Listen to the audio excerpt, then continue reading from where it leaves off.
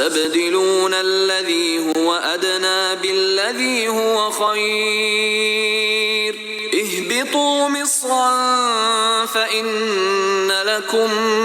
ما سألتم وضربت عليهم الذلة والمسكنة وباءوا بغضب من الله ذلك بأنهم كانوا يكفرون بآيات الله ويقتلون النبيين بغير الحق ذلك بما عصوا وكانوا يعتدون إن الذين آمنوا والذين هادوا والنصارى والصابئين من آمن بالله واليوم الآخر وعمل صالحا فلهم